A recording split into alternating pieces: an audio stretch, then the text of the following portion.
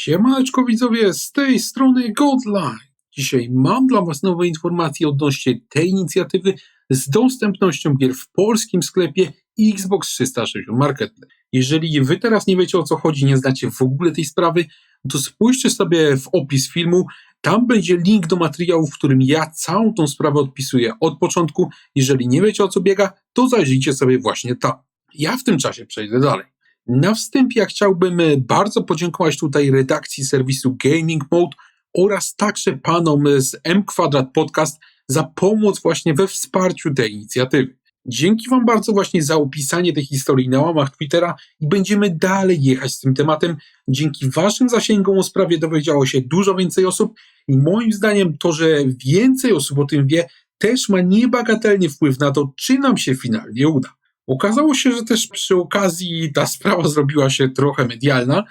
Napisały o niej już takie duże serwisy jak na przykład CD Action czy Gry Online, czyli to są naprawdę duże strony, dużo większe niż Game Ony, którego ja jestem redaktorem. Nawet z tego co widziałem, oni podlinkowali film, w którym ja to dokładnie tłumaczyłem, pewnie ten film znacie, on był na kanale i im również dziękuję za wsparcie. A więc ostatnio na filmie ja Wam powiedziałem, że dużo dobrych gier z Xboxa 360 niedługo zniknie i trzeba je koniecznie kupić przed zamknięciem sklepu, który ustalono na 29 lipca. Sęk właśnie w tym, że wiele dobrych gier nie jest dostępnych w tych polskim sklepie Xbox 360 Marketplace, a one są dostępne bez problemu na przykład w Niemczech czy we Francji. I wtedy ja w tamtym filmie powiedziałem Wam, że skontaktuję się w tej sprawie z Microsoftem i to właśnie zrobiłem. I wiele osób do mnie pisało, że Godline, po co ty piszesz do tego Microsoftu, czy tam w ogóle dzwonisz do nich, że oni mają to w dupie, że nie odpowiedzą ci w ogóle, że to oleją. Otóż okazało się, że nie mają tego w dupie, drodzy widzowie. Ja rozmawiałem z przedstawicielem Microsoftu ostatnio parę razy i może was zaskoczę, natomiast panowie z tej firmy podeszli całkiem poważnie do tej sprawy. Teraz ja dostałem informację, że ta sprawa, ta cała inicjatywa została właśnie omówiona i trafiła do centrali Microsoft w USA, gdzie mają dokładnie sprawdzić, jaka jest przyczyna, że te dobre gry właśnie takie jak Dark Messiah of Might and Magic czy też IU2 Szturmowik nie są dostępne w polskim marketplace. I tutaj mogę już na pewno odtrąbić pierwszy mały sukces, drodzy widzowie. Mały, bo mały, ale zawsze coś. W tej sprawie coś się dzieje. Nie jest tak, że wszyscy to mają w dupie, coś się w tej sprawie dzieje i teraz czekamy na odpowiedź Microsoftu, co z tym będziemy dalej robić. No dobra, my czekamy na odpowiedź, natomiast to nie znaczy, że nie można tutaj zrobić więcej.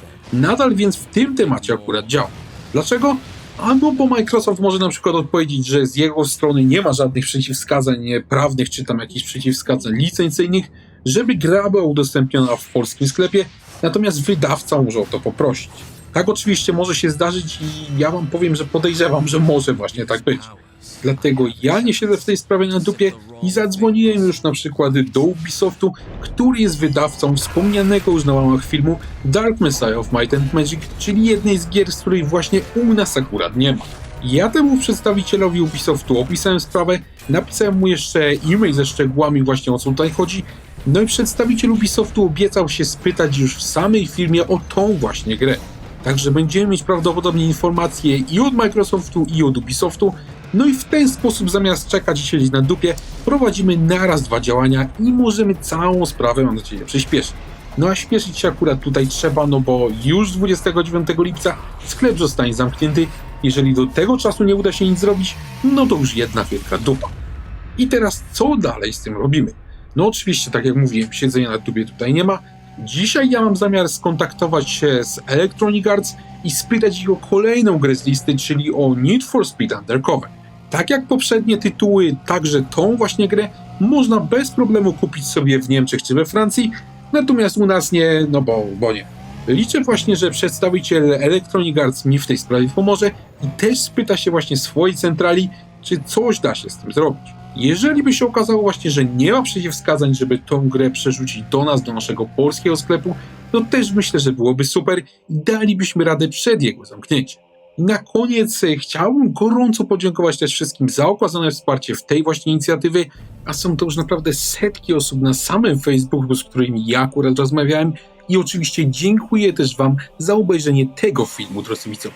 Jeżeli chcielibyście pomóc, jeżeli chcielibyście właśnie, żeby te gry były dostępne w polskim marketplace, no to nie ma nic prostszego. Wystarczy, że powiecie koledze o tym filmie, nie wiem, zalikujecie na Twitterze do tego filmu, czy nawet zalajkujecie samego tweeta odnośnie właśnie tej inicjatywy, którego ja podam w opisie tego filmu.